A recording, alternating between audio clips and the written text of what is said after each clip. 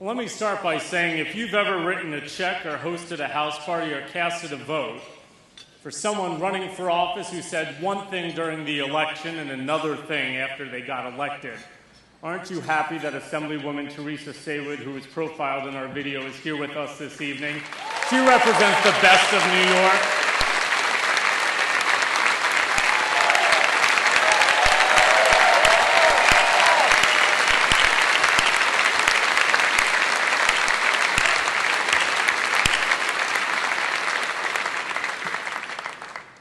We gather here this evening 2 weeks away from a national election that has held our attention for nearly 20 months. We know who the candidates are and we understand the issues facing our country. But there are also elections happening right here in the state of New York, and I'm talking specifically about the state Senate elections, the outcome of which will have an enormous impact on our community. We face many challenges.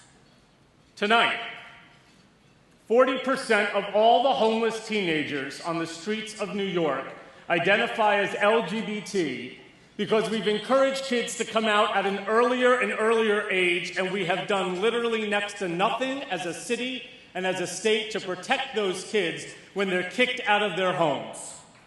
And on the other end of the spectrum, we have a growing generation of mostly gay men who have survived their lovers and their partners in the HIV/AIDS crisis, who are ending up in assisted living and nursing home facilities, and who are being discriminated against because we've done virtually nothing as a state to make sure those who run those institutions have cultural competency on how to deal with our community. Today, somewhere in this wonderful state of New York, a child was worried and scared to walk from the school to the school bus because we have failed to do what 16 other states have already done, which is to pass an anti-bullying and a safe school bill. We have made it illegal in this state to fire someone from their job because of their sexual orientation. But if you are transitioning from one gender to another, that is not the reality. And nobody here has to be reminded about the 1,324 rights and responsibilities that come with the New York State marriage license. There are certainly so many challenges facing our community. And perhaps that's why I'm so excited this evening that Governor David Paterson is our keynote speaker. Who knows more than David Paterson about overcoming some of life's challenges? A black blind kid from Harlem who folks said would never be able to go to Columbia and Hofstra Law School and graduated. He said he wanted to run the New York City Marathon, and they said, "You're not going to run this marathon," and he finished ahead of a lot of other sighted people. David Paterson, who said he wanted to play basketball, and he coaches basketball. Governor David Paterson, who said, "I want to be a New York State Senator," and became the New York State Senate Minority Leader. And David Paterson, who said, "I want to be Lieutenant Governor." And okay, so maybe it was under some different circumstances, but he's now our governor today. Who else knows about overcoming challenges?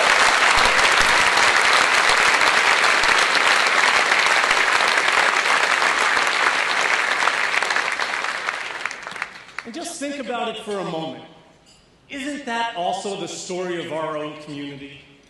When they refused to treat us in their hospitals when we were sick, what did we do?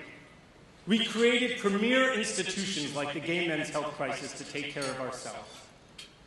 When New York City refused to take hate crime statistics, we created the Anti-Violence Project and then passed a hate crimes law. When there was no safe place for our community to gather together, we created what I believe is the best LGBT community center this country and this world has ever known, the NYC LGBT Community Center.